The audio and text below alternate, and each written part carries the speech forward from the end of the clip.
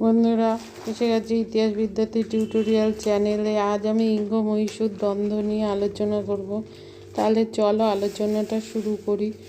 অষ্টাদশ শতাব্দীতে ভারতবর্ষে ব্রিটিশ শক্তির বিরুদ্ধে দাঁড়াবার মতো ক্ষমতা দুটি শক্তিরই ছিল, সম্মিলিত মারাঠা রাজ্য ও মহীশূর। অবশ্য এই দুটির মধ্যে মহীশূরই ছিল অধিকতর কেন্দ্রীভূত ও শক্তিশালী। তার সেনাবাহিনী ছিল সুশিক্ষিত, রাজ্যটি খুব সম্পদশালী ছিল। এর কৃষিপণ্য, কুটির শিল্প এবং আকরিক লৌহ পররাজ্যগ্রাসী ইংরেজদের নজরে পড়েছিল। এই কারণে মহীশূর আক্রমণের পিছনে সাম্রাজ্যবাদী নীতি কাজ করেছিল।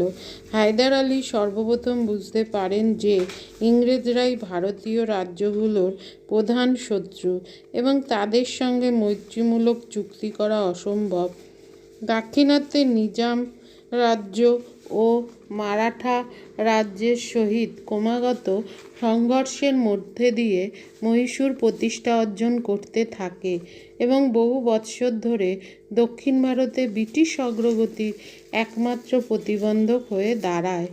ক্ষমতায় অধিষ্ঠিত হবার পর হায়দার আলী নিজাম ও মারাঠা রাজ্যের কতকাংশ জয় করিয়ে রাজ্য বিস্তার করেন, কিন্তু মারাঠাদের নিকট তিনি পরাজিত হন। অপরদিকে নিজাম তার বিরুদ্ধে মাদ্রাজের ইংরেজ কর্তৃপক্ষের সঙ্গে এক চুক্তি করেন। অতএব হায়দারকে একাই মারাঠা, নিজাম ও ইংরেজ এই তিন শক্তির বিরুদ্ধে যুদ্ধ করতে হয়েছিল। প্রথম যুদ্ধ হয়েছিল 1767 থেকে 1769 খ্রিস্টাব্দের মধ্যে। এই যুদ্ধকে বলা হয় প্রথম ইঙ্গ মহীশূর যুদ্ধ। হায়দার আলী সাহসী যোদ্ধা ছিলেন, কূটনীতিতে কম ছিলেন না। তাই মারাঠারা মহীশূর আক্রমণ করলে তিনি প্রচুর অর্থ দিয়ে তাদের সন্তুষ্ট করেন। ফলে মারাঠারা যুদ্ধক্ষেত্র থেকে সরে পড়ে। তিনি নিজামকেও ইংরেজ পক্ষ থেকে সরিয়ে আনতে সমর্থ হন। এরপর হায়দার তার সমস্ত শক্তি নিয়ে ইংরেজদের সঙ্গে একক যুদ্ধ শুরু করেন। তিনি কর্ণাটক প্রদেশ আক্রমণ করে ইংরেজ সৈন্যবাহিনীকে বারংবার পরাজিত করেন। 1769 খ্রিস্টাব্দের মার্চ মাসে তিনি সহসা এক বিরাট সৈন্যবাহিনী নিয়ে মাদ্রাজের সন্নিকটে এসে উপস্থিত হন। মাদ্রাজের ইংরেজ কর্তৃপক্ষ ভয়ে সন্ধি করতে বাধ্য হন। শর্ত অনুযায়ী ঠিক হয় যে ভবিষ্যতে নিজাম ও মারাঠারা যদি হায়দারকে আক্রমণ করে তবে ইংরেজরা তাকে সাহায্য করবে।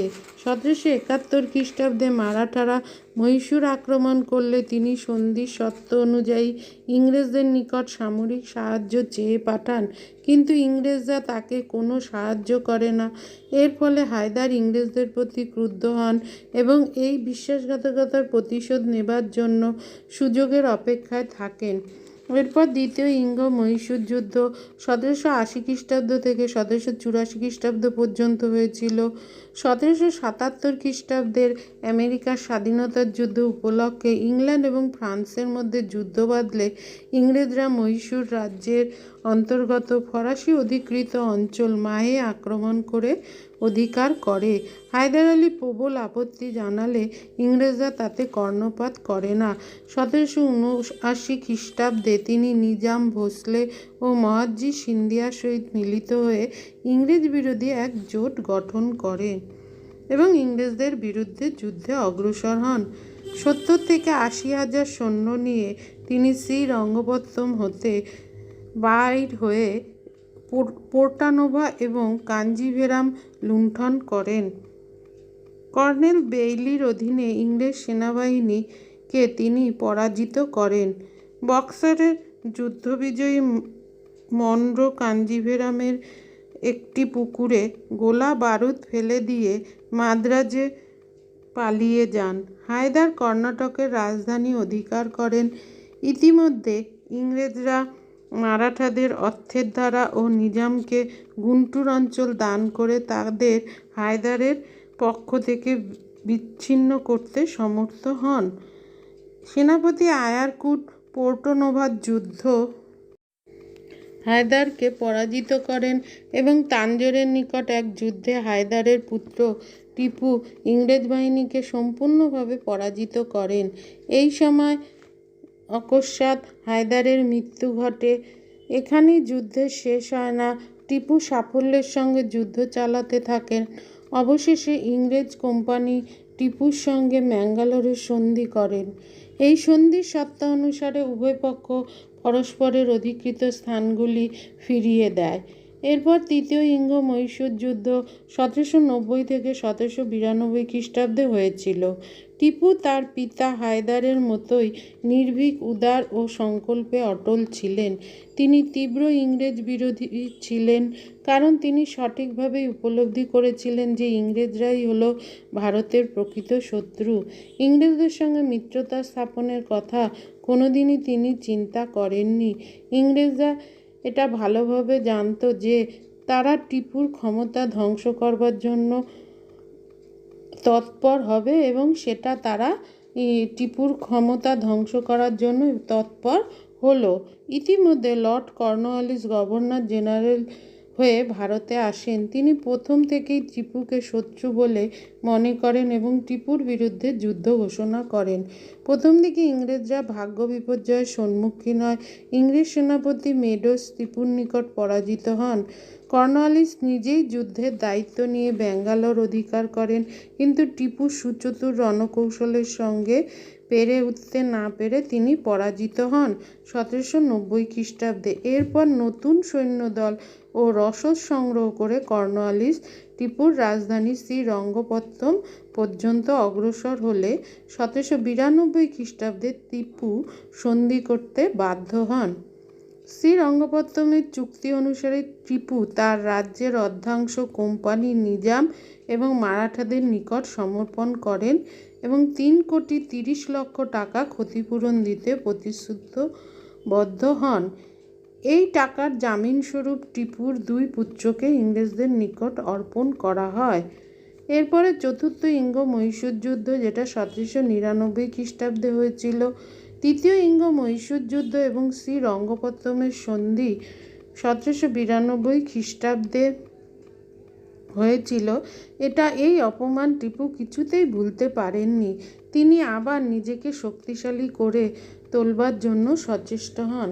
তিনি ইংরেজ শত্রু ফরাসিদের সাহায্যের আশা করছিলেন।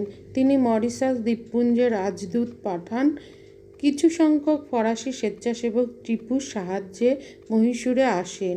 ইংরেজ আক্রমণের বিরুদ্ধে বিপন্ন স্বাধীনতা রক্ষার বাসনায় তিনি আফগানিস্তান, তুরস্ক প্রভৃতি দেশে থেকে সাহায্যের জন্য দূত পাঠান।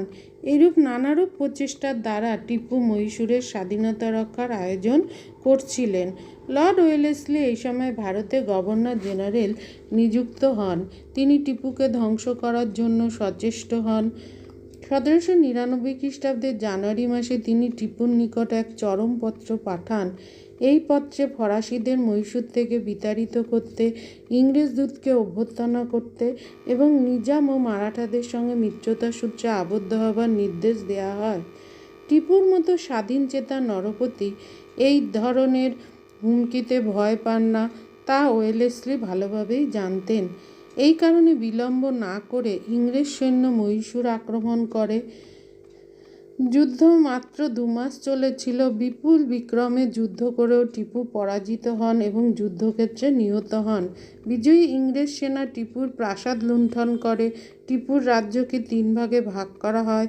মহীশূর রাজ্যের অধিকাংশ ভাগ ব্রিটিশ সাম্রাজ্যভুক্ত হয়। মহীশূরের প্রাচীন হিন্দু বংশের এক নাবালককে সিংহাসনে স্থাপন করা হয়।